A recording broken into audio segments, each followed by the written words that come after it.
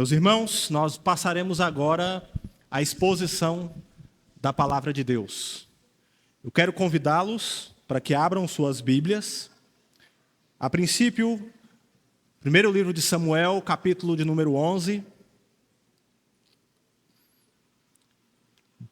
Nós leremos alguns versículos do capítulo 11 e alguns versículos do capítulo 12. A exposição hoje acontece nesses dois capítulos de 1 Samuel. E nós juntos iremos ler a palavra. Você pode acompanhar a apresentação do texto que está aqui à frente.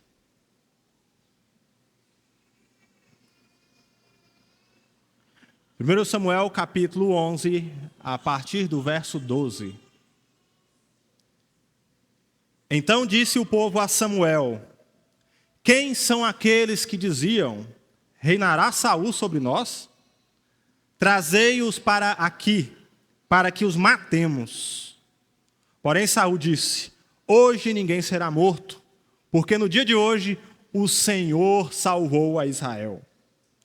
Disse Samuel ao povo: vinde, vamos a Gilgal e renovemos ali o reino. E todo o povo partiu para Gilgal, onde proclamaram Saul seu rei perante o Senhor, a cuja presença trouxeram ofertas pacíficas. E Saul muito se alegrou ali com todos os homens de Israel.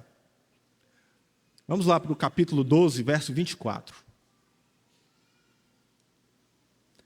Tão somente, pois, temei ao Senhor e servi-o fielmente de todo o vosso coração. Pois vede quão grandiosa coisas vos fez. Se, porém, perseverardes em fazer o mal, perecereis, tanto vós como o vosso rei. Deus abençoe a leitura e a exposição das Escrituras. Meus irmãos, parte do desafio do fortalecimento do trabalho de uma igreja diz respeito ao foco adequado que dirige as nossas ações. É muito fácil que na temporada de trabalhos da igreja as nossas ações sejam feitas como se nós fôssemos francos atiradores, dando tiro para todo quanto é lado. Mas, infelizmente, a falta de reflexão a respeito da natureza teológica do serviço cristão na igreja nos torna vulneráveis para o desvio de foco. E isso leva a igreja, irmãos, infelizmente, à estagnação e ao crescimento de conflitos. Diante disso, muitas vezes as nossas igrejas se veem perdidas em estagnação, conflitos de liderança e a desestruturação do ministério cristão. E eu estou falando sobre isso, irmãos, porque quando nós levamos em consideração que Israel era a igreja na terra prometida, eles possuíam as mesmas vulnerabilidades que nós temos. E quase sempre, o problema de desvio na igreja acontece por uma questão de visão teológica, pois a visão que nós temos sobre Deus impacta quem nós somos como igreja. E eu gostaria de começar tratando o nosso texto hoje dentro dessa ótica. Então nós vamos seguir para a exposição do texto e no final eu retomo com algumas aplicações específicas, pensando em que igreja nós queremos aqui em Minas Sul. Pois bem, hoje nós estamos saindo do período clássico do governo dos juízes sobre Israel. E nós vimos que o povo havia exigido de Samuel, que na verdade é o último juiz, um rei como as demais nações possuíam desde o capítulo 8 de Samuel. Só que nós já temos uma antecipação do resultado disso, porque nós vimos que Saul, embora fosse o tipo perfeito para ser o protagonista da monarquia em Israel, ele dá várias mostras de falhas de caráter, que nós sabemos que vai desaguar na sua desobediência e queda logo a seguir.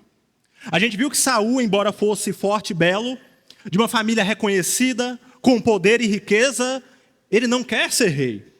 Por vários momentos, na narrativa do capítulo 10 de Samuel, ele deliberadamente se recusa a assumir que era o ungido do Senhor. Então, ele é ungido rei, e a sociedade foi dominada por inimigos, mas ele não faz nada. Quando Saul retorna para casa, depois de procurar as jumentas perdidas do seu pai, o seu tio pergunta a ele o que Samuel havia falado. Mas o texto diz que Saul não fala nada a respeito do reino. E mesmo quando Saul é anunciado publicamente como rei de Israel, numa assembleia solene, ele se esconde no meio da bagagem do povo. Eu diria que esse cenário mostra que desde o início o reinado de Saul era muito preocupante. E hoje nós estamos entrando, irmãos, exatamente nos primeiros capítulos do período de Saul enquanto rei sobre Israel. E basicamente nós veremos que Saul vai liderar Israel na sua primeira batalha. E nós vemos de cara como que o povo estava vendo na monarquia um tipo de libertação do domínio de Deus. O que é um equívoco que o velho Samuel vai tentar combater.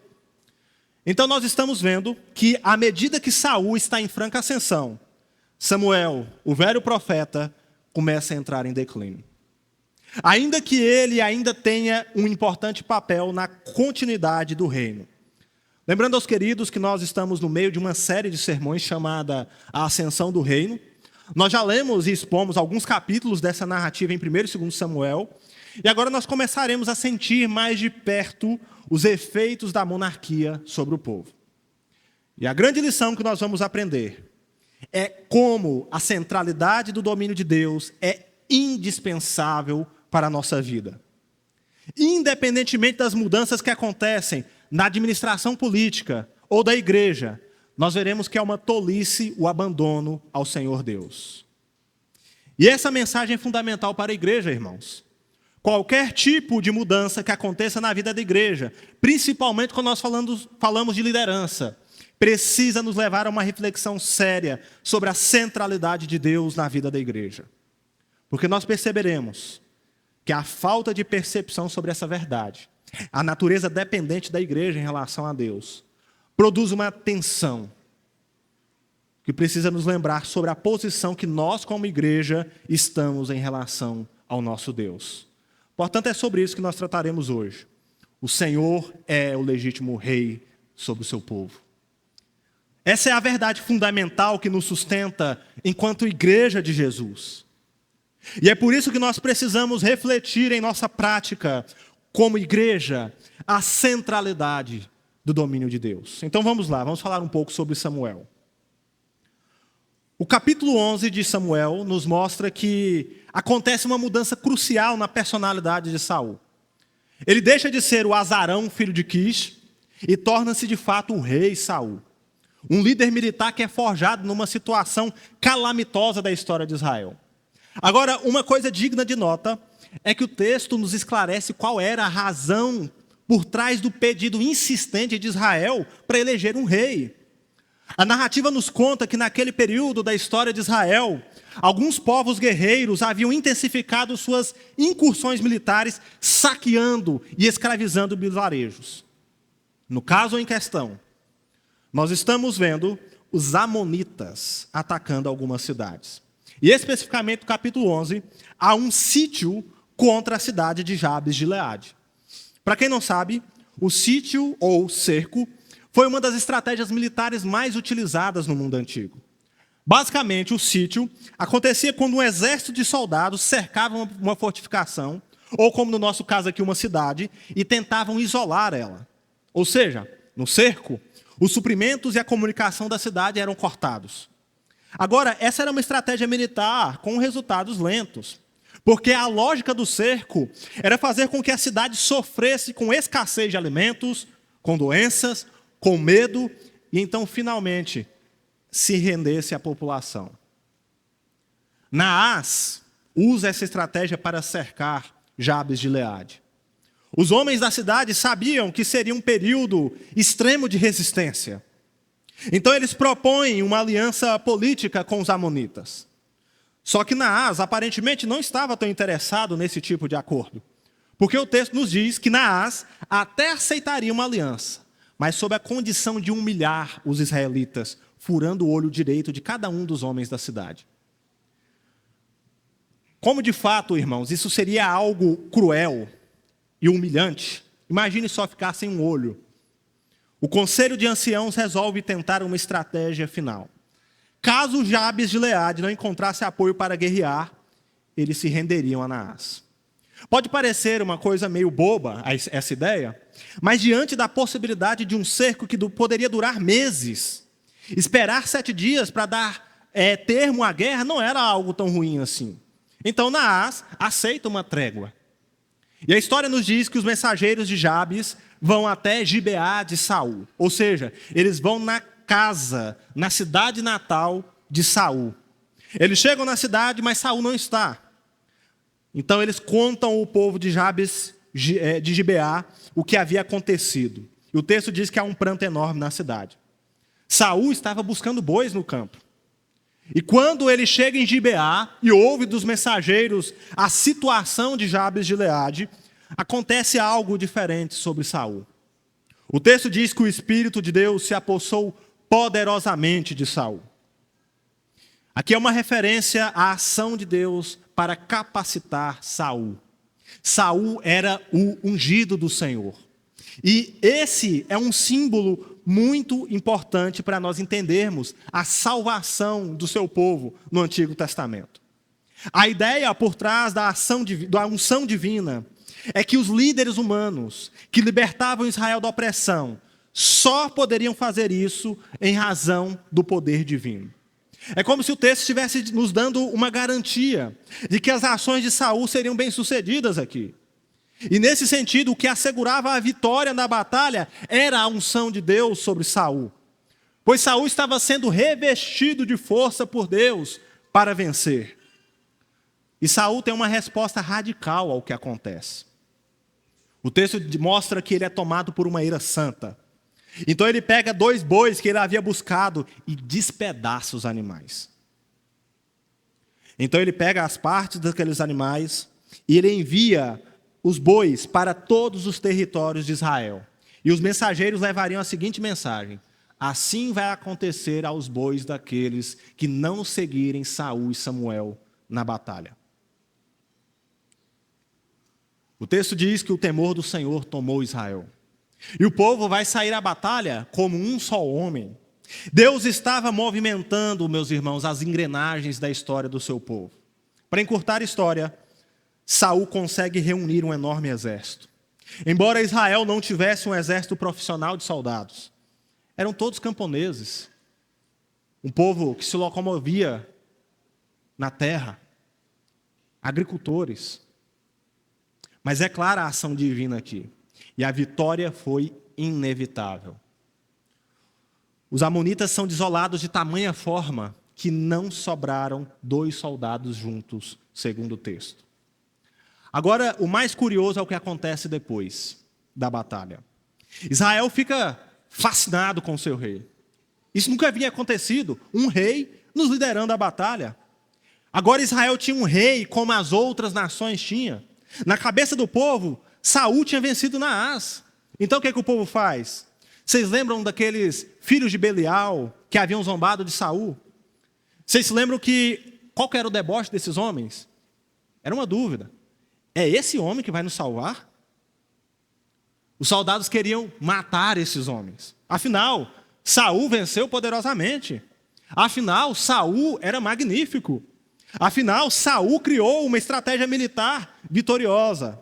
Só que Saul não faz isso. Ele diz: hoje ninguém será morto, porque o Senhor salvou Israel. Você entendeu isso aqui? O Senhor acabou de salvar Israel. Ele ungiu poderosamente Saul para guerrear. E o povo está assim, ó, tá vendo como nós estávamos certos? Tá vendo como o nosso rei é forte? O nosso rei é poderoso. O povo de Jabes de Gileade é salvo por Deus, mas eles atribuem vitória ao seu rei. Meus irmãos, isso deveria nos fazer, no mínimo, nos perguntarmos: a quem que pertence o crédito? Quem tem mérito? Quem honramos em nosso coração quando há êxito para nós? A centralidade de Deus deveria ser algo inegociável para nós, povo de Deus. Porém, nós vivemos em uma cultura totalmente antropocêntrica. E nós estamos tão habituados a pensar que a vida em termos de resultado e métodos, que nós começamos a trabalhar e a operar como se as coisas realmente tivessem a ver conosco. E aí a gente começa a pensar, mas as pessoas precisam reconhecer o meu esforço. Mas isso aconteceu porque eu fiz. É por isso, meus irmãos, que nós começamos a cobrar mérito. Porque nós achamos que o mérito é nosso. Dar a glória devida a Deus é libertador, irmãos. Porque quando nós entendemos isso, nós precisamos não da glória das pessoas, para que nós possamos servir ao nosso Deus. Isso é evangelho, meus irmãos. É a boa notícia de que o resultado final de todas as nossas ações não dependerá de nós. Porque nós não somos suficientes para essas coisas. E agora o nosso Cristo. Ele é digno de honra. Ele é o resplendor da glória de Deus. Digno é o Cordeiro que foi morto de receber poder, riqueza, sabedoria, força, honra, glória e louvor. A quem pertence o crédito da maior graça que foi oferecida a você? Somente Cristo. Isso deveria nos levar a ser mais simples e reconhecer que mesmo as nossas coisinhas pequenas, quando houver êxito, o mérito pertence a Cristo. A glória é de Cristo. Não é sobre nós a história, irmãos. A história tem a ver com o nosso Cristo que venceu. Diante do começo promissor de Saul, Samuel sente que a sua missão estava sendo cumprida. Então ele resolve chancelar a coroação de Saul como rei de Israel. Só que ao mesmo tempo nós vamos ver em Samuel uma preocupação no coração. Porque Samuel convida o povo para coroar Saul dizendo que eles deveriam renovar o reino. O que é isso? Aqui Samuel está mostrando que já existia um reino muito antes de haver rei sobre Israel. Porque reino se refere ao domínio salvífico de Deus sobre a sua criação. E por isso a monarquia em Israel, irmãos, não poderia ser uma invenção. Ela deveria ser, na verdade, uma extensão visível daquilo que Deus já fazia. Deus já governa a sua criação, e isso representa a sua soberania. Isso quer dizer que Samuel está reafirmando a Israel que tanto o rei como o povo eram servos de um reino maior do que eles. A nossa cidadania, irmãos, muito maior que a cidadania brasileira. Nosso rei muito maior que qualquer presidente. O nosso rei que governa é o Senhor. Então nós vemos Samuel fazendo um tipo de discurso de despedida. E ele começa o capítulo 12, meio que fazendo um desabafo. Samuel diz que ele havia atendido em tudo a exigência do povo para ter um rei. E que por essa razão Israel deveria olhar para Samuel como um líder que havia sido fiel no seu ministério. Israel sabia, irmãos. Samuel sempre serviu o povo. Desde a sua infância ele viveu uma vida consagrada a Deus e para servir Israel. Mas agora Samuel é o velho sacerdote. E Saul está eclipsando Samuel. Porque ele está cansado, ele está cheio de cabelos brancos e ele havia sido totalmente justo em seu procedimento. Samuel estava se tornando obsoleto. Mas ele era o modelo de juiz e sacerdócio fiel. Samuel havia sido irrepreensível como juiz. Mas antes de entregar o bastão a Saul, Samuel precisa julgar uma última vez. E aí nós temos um caso judicial acontecendo em Israel, narrado pela Escritura. Só que agora o pleito é Deus versus o povo. Então é como se Deus e o povo estivessem nos bancos para serem julgados. Samuel diz: eu vou pleitear convosco perante o Senhor sobre todos os atos de justiça que ele já fez. O discurso de Samuel, irmãos, é como se ele estivesse levantando várias mostras para julgar Israel. Várias evidências. E ele mostra que Deus sempre salvou Israel. O Senhor nunca foi infiel ao povo. Apesar de que Israel, desde os seus antepassados, foram desobedientes e infiéis a Deus. Povo de dura cerviz. Então Samuel diz que foi Deus quem enviou Moisés e Arão para liderar os ancestrais de Israel no Êxodo. Foi Deus quem concedeu a Israel a terra da promessa ao povo e realizou vários atos redentores. Foi Deus quem venceu os moabitas no deserto. Porém, contra o povo, Samuel tem o fato de que, ao passo que Deus era fiel, Israel sempre foi seduzido pela idolatria e serviu outros deuses. Esse era o contexto deles. Israel está saindo do período dos juízes. E os juízes eram a referência de libertadores mais próximos que o povo tem. Mas mesmo nesse período, a história não era diferente. Ao passo que Deus levantou Sansão, levantou Jefté, levantou Gideão e o próprio Samuel, cada um fazia o que era reto perante os seus olhos. E isso não era apenas um problema de ética, irmãos. O problema de Israel não era apenas a baixa moralidade. Porque embora a salvação de Deus fosse uma ação contínua, como nós vemos com juízes, Israel sempre voltou o seu coração e rejeitou a Deus. E Samuel explica que era exatamente isso que havia acontecido na guerra contra os amonitas. Porque Samuel explica que os ataques de Naás foi o estopim para o pedido de um rei. Esse era o pedido do povo. Basta, agora nós queremos um rei. Olha Naás invadindo a nossa terra. Nós precisamos de um rei. Então é como se Samuel estivesse dizendo, olha, vocês estão comemorando vitória contra Naás, como se o seu rei tivesse feito isso.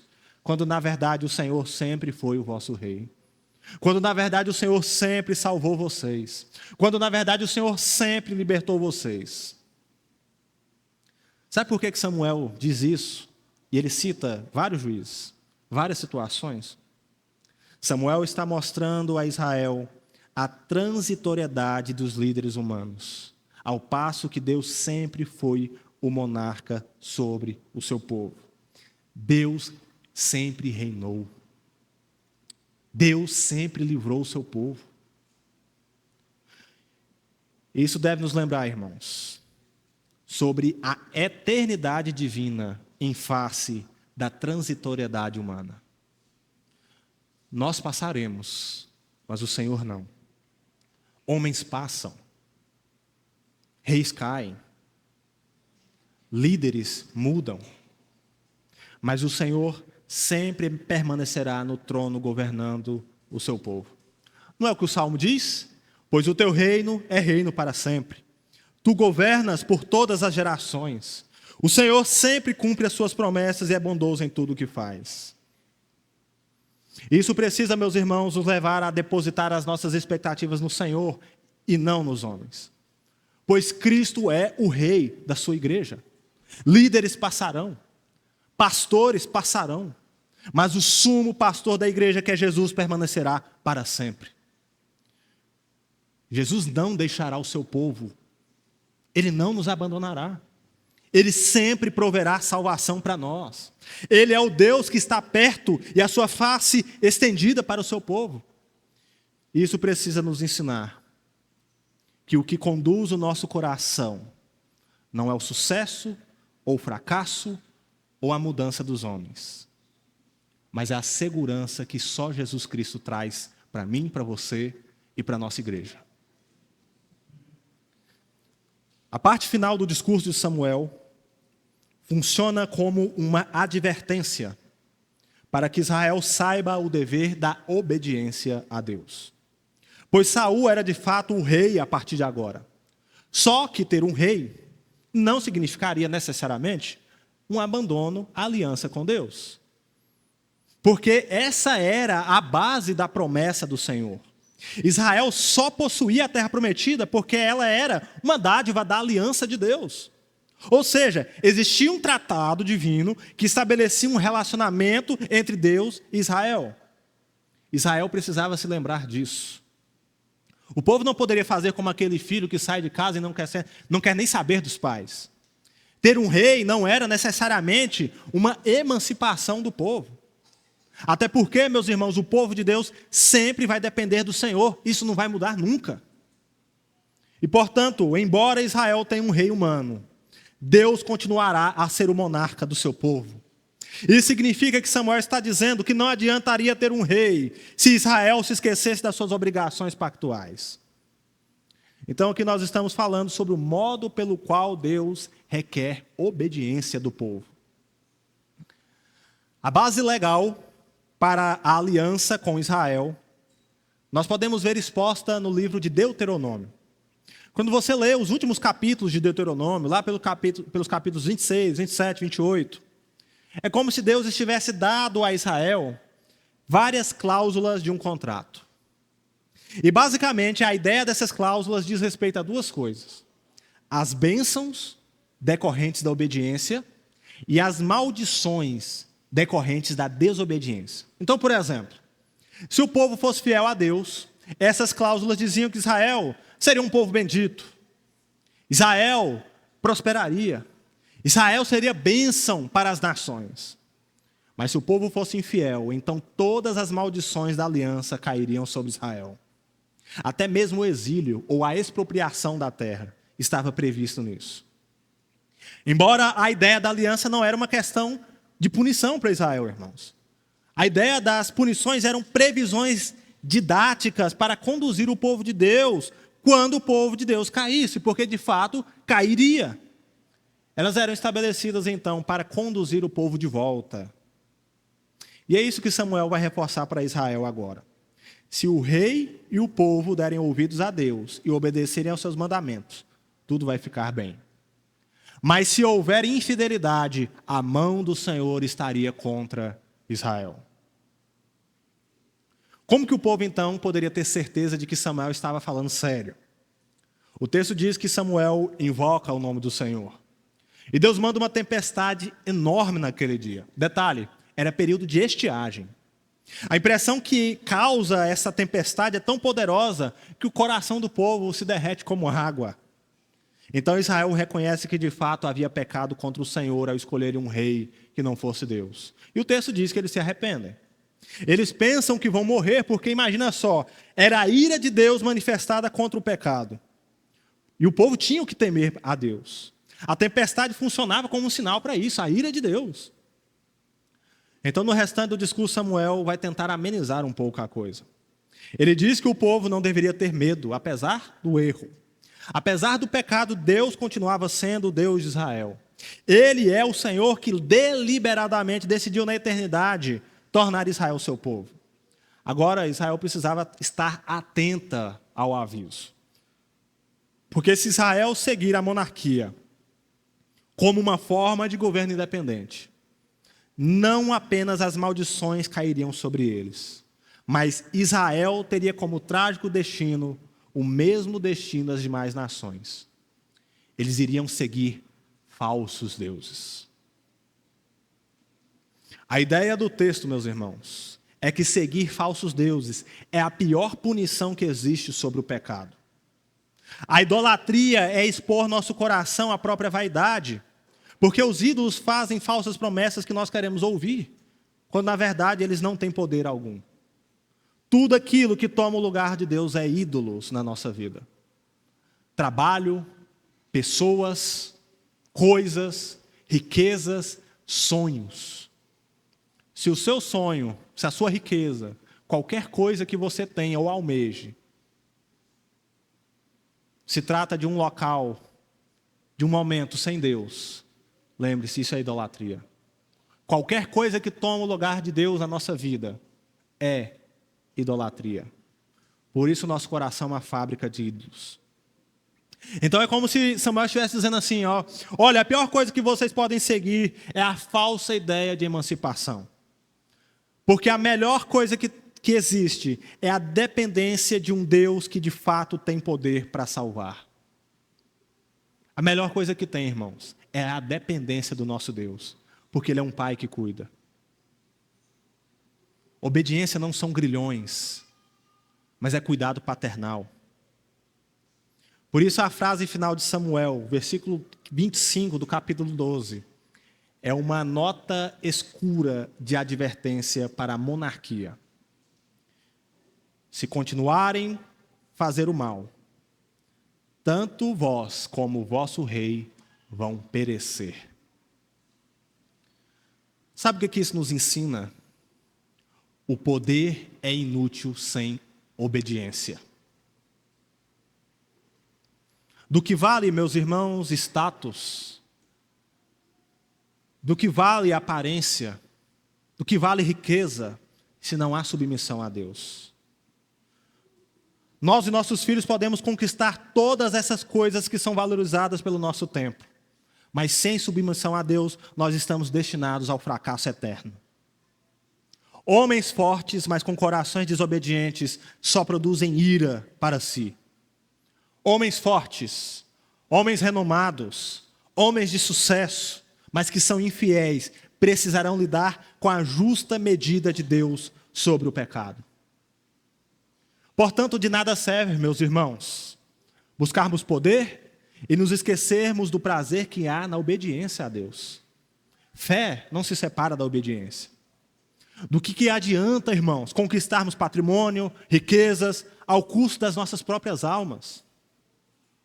No fim, irmãos, o que Deus está buscando de nós não é poder. Porque Ele sabe que a força humana só serve para alimentar vaidade. Ele não está buscando pessoas que querem empoderamento. Ou que nós ensinemos aos nossos filhos que o que eles precisam são as mesmas coisas que os pais dos filhos e dos homens ímpios querem. Deus quer que nós prezemos por corações submissos a Deus. Ele quer que tenhamos prazer na sua lei e na sua vontade. Não adiantará nada, irmãos, termos uma casa na praia, na beira da chácara, termos filhos diplomados, se os seus corações não forem submissos a Deus. Não adiantará nada, irmãos, nós buscarmos essas mesmas coisas, porque no fim isso vai se encerrar no túmulo. O maior legado que nós podemos deixar é a obediência ao nosso Deus. Então o que nós precisamos nos lembrar? Nós aprendemos que o crédito devido pertence a Deus. Isso precisa mudar a nossa cosmovisão como cristãos. Nós aprendemos que ao passo que a transitoriedade é uma realidade inegável, embora Deus sempre use servos humanos, isso aponta para a eternidade de Deus que não passará. E nós aprendemos, por fim, que o poder sem obediência é inútil. Agora, depois de tudo isso que nós meditamos, eu gostaria de trazer algumas aplicações para a igreja. Primeiramente, se o crédito de nossas empreitadas pertence a Deus, enquanto igreja nós precisamos ter como ambição a proclamação da glória de Deus, pois toda a terra está cheia da sua glória. Não é isso que os santos anjos dizem? Embora a humanidade caída não reconheça isso. E o que isso traz de lição para nós como igreja, irmãos? Nós não podemos ser, meus irmãos, uma igreja que guarda conhecimento para si. A nossa missão como igreja é enaltecer o nome do nosso Deus. E isso é muito importante porque nós facilmente podemos começar a desenvolver projetos à la Babel, com foco no enaltecimento do nosso próprio nome. Mas o evangelho não se trata disso. Aliás, ser uma igreja que pensa apenas em si mesma é a atitude que nós não queremos cultivar aqui. Proclamar a glória de Deus na cidade, compartilhar as delícias do evangelho de Cristo, isto sim é uma atitude genuinamente evangélica. Quando estamos mais centrados em Deus, estaremos menos preocupados com a glória do nosso nome. Isso não vai nos blindar, irmãos, inclusive de insatisfações com a própria igreja, porque nós estaremos dentro da centralidade do evangelho. Segundo, a transitoriedade de líderes humanos não deve ser um fator de desânimo para a igreja, mas de condução a Cristo. O fato de não termos líderes permanentes em nossas igrejas não é um fator imprevisto na ordem divina, porque Ele é o Senhor da sua igreja e Ele nunca abandonará seu povo. E isso deve nos ensinar que nós não precisamos de uma igreja personalista. Ou seja, irmãos, nós não precisamos de uma igreja centrada em homens, porque líderes humanos passam, mas nós precisamos de uma igreja centrada em Deus. Uma igreja centrada em Deus entende, inclusive, quando o Senhor promove alterações na liderança. Uma igreja centrada em Deus evita atitudes do tipo: eu frequento por causa do pastor X ou o pastor Y. Hoje é o pastor tal que prega, então eu vou. Não é isso que se trata o evangelho, irmãos. Sabe, meus irmãos, a maior alegria para o coração de um pastor é perceber que a sua congregação não depende de si. A existência da igreja não depende de nós, de Cristo. E isso precisa te fazer arder por estar congregado com o povo de Deus. Se a minha igreja prega o evangelho de Cristo, se as marcas de uma igreja verdadeira estão presentes aqui, então a minha permanência dela não está atrelada às minhas preferências pessoais ou a homens. Entenda, meus irmãos. O que eu estou dizendo significa dizer que a igreja de Jesus permanecerá apesar de nós. A sua existência não é dependente de qualquer líder, por melhor que seja. E no final, uma igreja descentralizada de líderes, na verdade, será uma bênção para o povo de Deus. Porque nós queremos uma igreja centrada em Cristo. Em terceiro e último lugar, a principal característica que uma igreja bíblica pode expressar é a sua fidelidade. Em síntese, fidelidade envolve nosso compromisso com as Escrituras Sagradas. Infelizmente, em nosso tempo, isso não é algo tão popular para as igrejas. Porque nós queremos uma igreja que bombe. A igreja dos sonhos de muita gente é aquela que é extremamente ativista. Uma igreja de relevância. Uma igreja rica. Mas tudo isso não diz nada sobre a fidelidade ao Senhor da igreja, meus irmãos. Você lembra do que Jesus diz à igreja de Tiatira? Ela era uma igreja com boas obras, ela era uma igreja frutífera, ela era uma igreja abundante em serviço, talvez ela fosse uma das igrejas mais renomadas daquele tempo. Mas Cristo tinha contra ela o fato que não se guardou fiel aos falsos ensinos. Faltava-lhe fidelidade doutrinária. E isso é um caos para o nosso tempo, meus irmãos. Líderes, pastores, igrejas inteiras que se orgulham de serem ricas e operantes, mas não há fidelidade.